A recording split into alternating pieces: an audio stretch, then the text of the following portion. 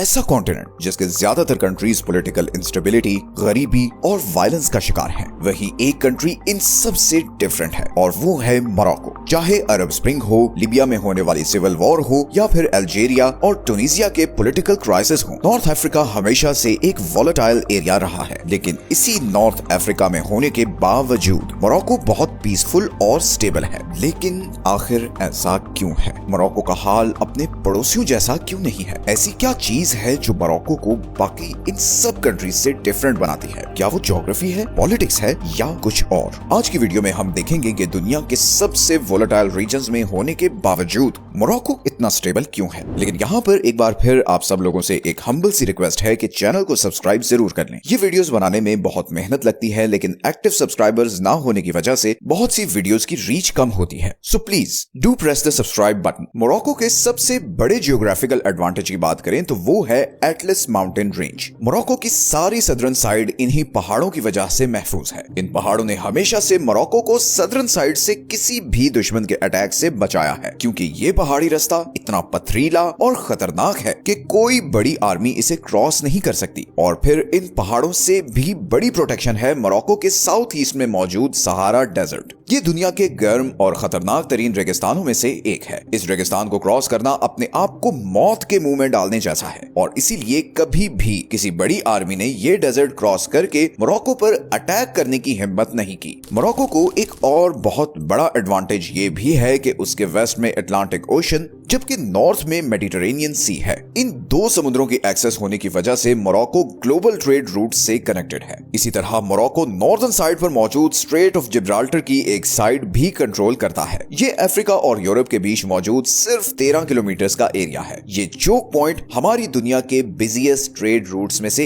एक है, जो अटलांटिक ओशन को मेडिटरेनियन सी से कनेक्ट करता है। इसी चोक पॉइंट ने मोरक्को को यूरोप और अफ्रीका के बीच बिजनेस और कल्चर का गेटवे भी बनाया हुआ है। इसी तरह ये टैंजियर मेड पोर्ट अफ्रीका का सबसे बड़ा और एडवांस्ड पोर्ट है, जहां हर साल लाखों की तादाद में कंटेनर्स आते हैं और ये मोरक्को को दुनिया के 170 सी पोर्ट से भी कनेक्ट करता है। ये पोर्ट यूरोप और अफ्रीका के बीच ट्रेड का एक बहुत बड़ा हब भी है। मोरक्को को यूरोप से करीब होने का सबसे बड़ा फायदा ये हुआ है कि उसके यूरोपीय यूनियन कंट्रीज के साथ जबरदस्त इकोनॉमिक और डिप्लोमेटिक रिलेशंस हैं। यूरोप की चीजें, लोग और आइडियाज मोरक्को में आते रहे हैं, स्पेशली स्पेन और फ्रांस से, जिसकी वजह से मोरक्को में आपको बर्बर, अरब्स, अफ्रीकन्स और यूरोपियन सब नस्ल के लोग मिलेंगे और यही चीज उसे एक कल्चरल क्रॉस रोड भी बनाती है। Now this geography is just one of the factors contributing to Morocco stability. Morocco की एक डीप और रिच हिस्ट्री भी है जिसने उसे स्टेबल बनाने में बहुत बड़ा किरदार अदा किया है। मोरक्को की कहानी शुरू होती है आज से 12,000 साल पहले, जब बर्बर लोग इधर नॉर्थ अफ्रीका में आकर आबाद हुए। नॉर्थ अफ्रीका के इस हार्श एनवायरनमेंट की वजह से ये लोग काफी सख्त जान बन गए। फर्स्ट सेंचुरी सीई में मोरक्को रोमन एम्पायर का हिस्सा बन गया और वॉल्यूबिलिस को इस एम्पायर का एडमिनिस्ट्रेटिव सेंटर बना दिया गया। लेकिन रोमन एम्पायर के बाकी शहरों के बिल्कुल ऑपोजिट मोरक्को का ये सारा पहाड़ी इलाका बर्बर्स के कंट्रोल में ही था, क्योंकि रोमन एम्पायर के लिए इस पहाड़ी इलाके में कंट्रोल रखना मुश्किल था। फिर 7वीं सदी में इस्लाम मोरक्को तक फैल गया, जिसने उसे कल्चरली और पॉलिटिकली पूरी तरह ट्रांसफॉर्म कर दिया। ये एड्रेसिड डायनेस्टी का दौर था और मोरक्को इस्लामिक वर्ल्ड में एजुकेशन, बिजनेस और कल्चर का सेंटर बन गया। फिर 11वीं और 12वीं सदी में मोरक्को अल-मुरव्विद और अल-मुवाहिद डायनेस्टीज के अंडर अपनी पीक पर पहुंच गया। अल-मुवाहिद ने एक बहुत बड़ी एम्पायर बनाई जो स्पेन से लेकर लीबिया तक फैली हुई थी। उस टाइम मोरक्को आर्किटेक्चर, साइंस और कल्चर का हब था। लेकिन फिर इनका डाउनफॉल शुरू हुआ जब ये लगातार स्पेन से वॉर्स हारे और मोरक्को फाइनली मरीनी सल्तनत के कंट्रोल में चला गया। मोरक्को 15वीं सदी के मिड तक मरीनी सल्तनत के कंट्रोल में रहा और उसके डाउनफॉल के बाद वो वत्तासी, सादी और फिर फाइनली अलावी सल्तनत के कंट्रोल में चला गया। ये अलावी सल्तनत ही है जो 17वीं सदी से लेकर आज तक मोरक्को पर हुकूमत करती आई है। मोरक्को को स्टेबल और आजाद बनाने में इस सल्तनत का बहुत बड़ा हाथ है। 19th और 20th सेंचुरी में जहां अफ्रीका के बहुत से कंट्रीज पूरी तरह यूरोप की कॉलोनीज बन गए, वहां मोरक्को ने फुल कॉलोनाइजेशन को भरपूर तरीके से रेजिस्ट किया और फिर फाइनली 1912 में ये फ्रेंच और स्पेनिश एम्पायर की प्रोटेक्शन में चला गया। लेकिन उस टाइम भी अलावी सल्तनत का अपने लोगों पर भरपूर कंट्रोल था और वो लोगों को यूरोपियन कंट्रोल से आजादी हासिल करने के लिए उकसाती रही। बिलाखिर 1956 में मोरक्को आजाद हो गया और एक बादशाहत के तौर पर वर्ल्ड मैप पर उभरा। और तब से लेकर आज तक जो मोरक्को के लीडर्स आए, उनकी ही पॉलिसीज ने मोरक्को को इतना स्टेबल बनाया है। किंग मोहम्मद 6 जो इस वक्त मोरक्को के बादशाह हैं, इसकी बहुत बड़ी एग्जांपल है कि कैसे आप अपनी हिस्ट्री और कल्चरल आइडेंटिटी के साथ मॉडर्नाइजेशन को ब्लेंड करते हो। किंग मोहम्मद ने जो इकोनॉमिक इनिशिएटिव्स लिए हैं, उन पर थोड़ी नजर डालते हैं और देखते हैं कि कैसे इन पॉलिसीज ने मोरक्को को अपने पड़ोसियों की बनिस्बत इतना स्टेबल बना दिया है। अगर हम अल्जीरिया और लीबिया से कंपेयर करें, जो कि ऑयल और गैस एक्सपोर्ट्स पर बहुत हेवीली डिपेंडेंट हैं, मोरक्को ने अपनी इकोनॉमी को बड़े जबरदस्त तरीके से डाइवर्सिफाई किया हुआ है और उसकी ऑयल और गैस जैसी इंडस्ट्रीज पर डिपेंडेंस बहुत कम है। मोरक्को ने एक डाइवर्स इकोनॉमी बिल्ड की हुई है, जिसमें एग्रीकल्चर, मैन्युफैक्चरिंग, टूरिज्म और रिन्यूएबल एनर्जी जैसे सेक्टर्स की फोकस हैं। अगर हम नेचुरल रिसोर्सेज की बात करें तो मोरक्को के पास दुनिया के 70% फॉस्फेट के रिजर्व्स हैं और इसी वजह से मोरक्को पूरी दुनिया में फॉस्फेट का सबसे बड़ा एक्सपोर्टर और थर्ड लार्जेस्ट प्रोड्यूसर है आफ्टर चाइना एंड यूएसए। अब फॉस्फेट बहुत इंपॉर्टेंट मिनरल है। ये जितने भी फर्टिलाइजर्स हैं, ये जो खेतों में खाद डलती है, जिसकी वजह से ये फसलें उगती हैं, वो इसी फॉस्फेट से बनती हैं। अगर फॉस्फेट ना हो तो पूरी दुनिया जबरदस्त फूड शॉर्टेज का शिकार हो जाएगी और अरबों लोग भूख से मर जाएंगे। फॉस्फेट सेक्टर मोरक्को की इकोनॉमी का बहुत इंपॉर्टेंट पिलर है, जिसकी जीडीपी में कंट्रीब्यूशन 3% है और इसकी वजह से करीबन 21,000 लोगों को रोजगार मिला हुआ है। इसी तरह एग्रीकल्चर भी मोरक्को की इकोनॉमी का एक इंपॉर्टेंट हिस्सा है और इस सेक्टर में वहां के ऑलमोस्ट 30% लोग काम करते हैं। नॉर्थन मोरक्को के कुछ एरियाज जैसे कि गर्ब और हुआज की जमीन बहुत फर्टाइल है और वहां बहुत सी किस्म के अनाज उगाए जाते हैं और सिर्फ अनाज ही नहीं, बल्कि इन एरियाज में ऑलिव्स और सिट्रस फ्रूट्स भी उगाए जाते हैं, जो फिर यूरोप को एक्सपोर्ट किए जाते हैं। मेडिटेरेनियन सी और अटलांटिक ओशन के साथ इतनी बड़ी कोस्ट लाइन की वजह से मोरक्को सी रिसोर्सेज में भी माला माल है। मोरक्को सार्डीन फिश एक्सपोर्ट करने वाला दुनिया का सबसे बड़ा मुल्क है। पूरी दुनिया की 50% सार्डीन फिश मोरक्को एक्सपोर्ट करता है। इसी तरह मोरक्को मैकरल, ऑक्टोपस और श्रिम्प्स जैसी सी फूड भी एक्सपोर्ट करता है। मोरक्को की फिशिंग इंडस्ट्री यहाँ की इकोनॉमी का एक इंपॉर्टेंट पार्ट है, जो कंट्री के जीडीपी में 2 to 3% कंट्रीब्यूशन के साथ 1,70,000 लोगों को रोजगार देती है। 2022 में इस फिशिंग सेक्टर ने $1.9 बिलियन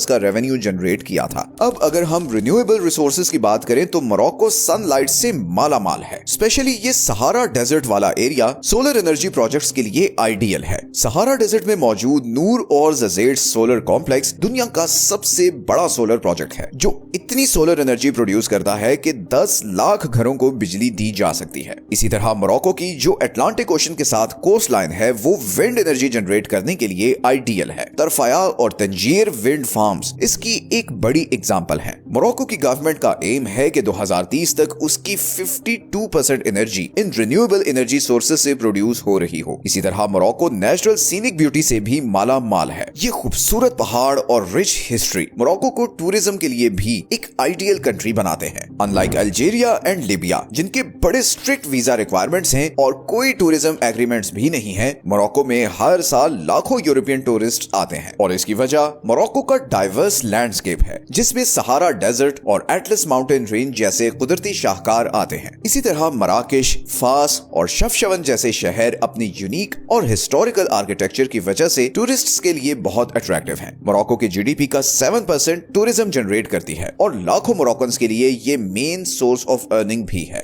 इसी तरह मोरक्को ने अपने मैन्युफैक्चरिंग सेक्टर पर बहुत हेवीली इन्वेस्ट किया हुआ है, स्पेशली ऑटोमोटिव और एरोस्पेस इंडस्ट्रीज में। टंजीर ऑटोमोटिव सिटी ने मोरक्को को अफ्रीका का सबसे बड़ा कार एक्सपोर्टर बना दिया है, जहां पर अब रेनॉल्ट और प्यूजो जैसे बड़े ब्रांड्स के लिए गाड़ियां बनाई जाती हैं। इसी तरह मोरक्को जहाजों के पार्ट्स मैन्युफैक्चर करने का भी हब बन चुका है। बोइंग, एयरबस और सैफरन जैसी कंपनीज के साथ कोलैबोरेट करके यहाँ फ्यूजलाजेस, इंजन कंपोनेंट्स, वायरिंग सिस्टम और लैंडिंग गियर जैसे एयरप्लेन पार्ट्स बनाए जाते हैं। इस कोलैबोरेशन ने मोरक्को को ग्लोबल एरोस्पेस इंडस्ट्री का एक बड़ा प्लेयर बना दिया है। इस इंडस्ट्री के थ्रू मोरक्को न सिर्फ बिलियंस ऑफ डॉलर्स का रेवेन्यू जनरेट कर रहा है, बल्कि उसने 20,000 के करीब जॉब्स भी क्रिएट की हुई हैं, जिससे उसकी इकोनॉमी को बहुत बूस्ट मिला है। तो मोरक्को का इकोनॉमिक मॉडल बाकी नॉर्थ अफ्रीकन कंट्रीज के मुकाबले में ज्यादा डाइवर्स और स्टेबल है, और इसकी पहली वजह यूरोपियन कंट्रीज के साथ इसके अच्छे रिलेशंस हैं। दूसरी वजह ऑयल पर कम डिपेंडेंस है। तीसरी वजह मैन्युफैक्चरिंग और एग्रीकल्चर इंडस्ट्री पर ज्यादा फोकस और इन्वेस्टमेंट है। अब बात करते हैं मोरक्को की डिप्लोमेटिक स्ट्रेटेजी की, जिसने उसे इतने वोलेटाइल और डेंजरस एरिया में होने के बावजूद इतनी स्टेबिलिटी और ग्रोथ दी है। अब जहां मोरक्को के पड़ोसी जैसा कि ट्यूनीशिया और इजिप्ट अपनी पॉलिटिकल सिचुएशन की वजह से फॉरेन इन्वेस्टमेंट्स हासिल करने में बहुत स्ट्रगल करते हैं, वहीं मोरक्को अपनी प्रो बिजनेस पॉलिसीज और न्यूट्रलिटी की वजह से नॉर्थ अफ्रीका का इन्वेस्टमेंट हब है।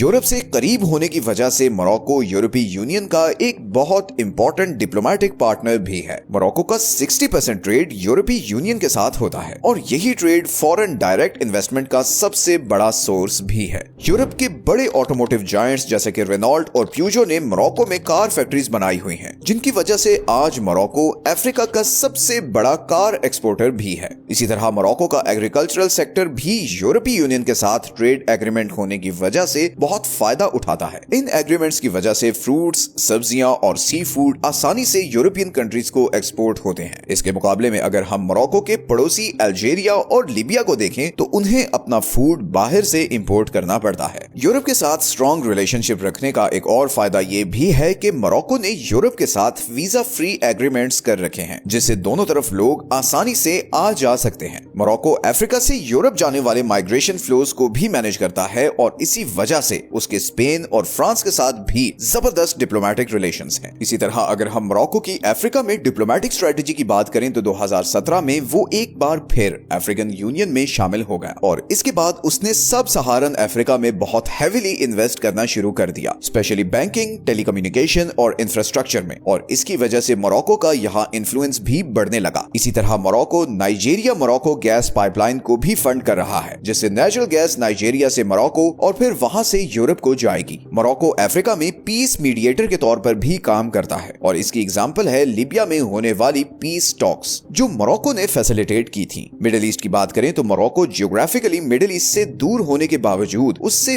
बड़ा डीपली कनेक्टेड है। मोरक्को के सऊदी अरब और यूएई के साथ बहुत अच्छे रिलेशंस हैं, और इसके बदले में उसे इन दोनों कंट्रीज से फाइनेंशियल और पॉलिटिकल सपोर्ट भी मिलती है। मोरक्को पैलेस्टीनियंस के राइट्स के लिए बनाई गई अल कुद्स कम्युनिटी को भी लीड करता है, और साथ साथ इसराइल के साथ डिप्लोमेटिक रिलेशंस भी रखता है। इसराइल के साथ अच्छे रिलेशंस रखने के लिए मोरक्को 2020 में एब्राहम अकॉर्ड का भी हिस्सा बन गया। मोरक्को की इस मूव से अमेरिका बहुत खुश हुआ, और बदले में मोरक्को के लिए बहुत सी इकोनॉमिक अपॉर्चुनिटीज का दरवाजा भी खोल दिया गया। यहाँ पर एक बहुत इंटरेस्टिंग चीज ये है कि मोरक्को वो पहला कंट्री था जिसने 1777 में अमेरिका की आजादी को तस्लीम किया था, और इसकी वजह से आज भी अमेरिका मोरक्को का बहुत ख्याल करता है। अमेरिका मोरक्को को वेस्टर्न सहारा कॉन्फ्लिक्ट पर भरपूर सपोर्ट करता है, जिस पर हम अभी आगे बात करने वाले हैं। तो ऑल इन ऑल मोरक्को की बैलेंस डिप्लोमेटिक अप्रोच ने उसे इतना स्टेबल बनने में बहुत हेल्प की है, स्पेशली उस रीजन में जहां उसके बाकी पड़ोसी पॉलिटिकल इंस्टेबिलिटी की आग में जल रहे हैं। लेकिन कोई मुल्क भी ऐसा नहीं होता जिसमें कोई प्रॉब्लम्स ना हो, एंड मोरक्को इज नो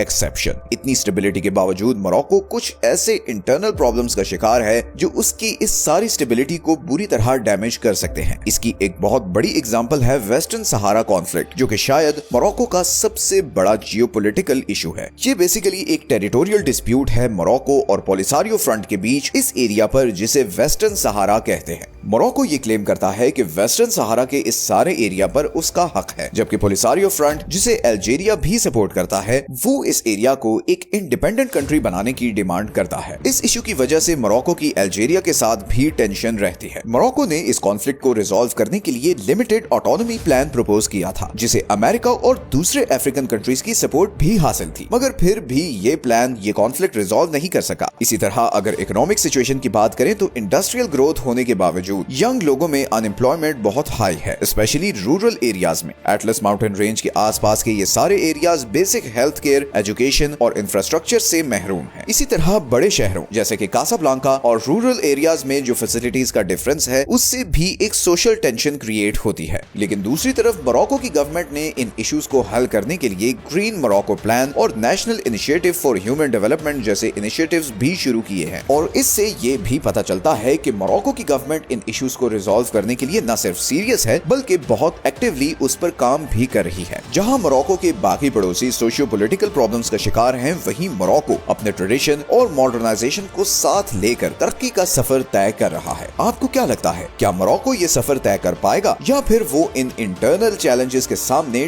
ढेर हो जाएगा? कमेंट्स में अपनी ओपिनियन जरूर दें और ऐसी और जियोपॉलिटिकल वीडियोस देखने के लिए चैनल को सब्सक्राइब जरूर कर लें।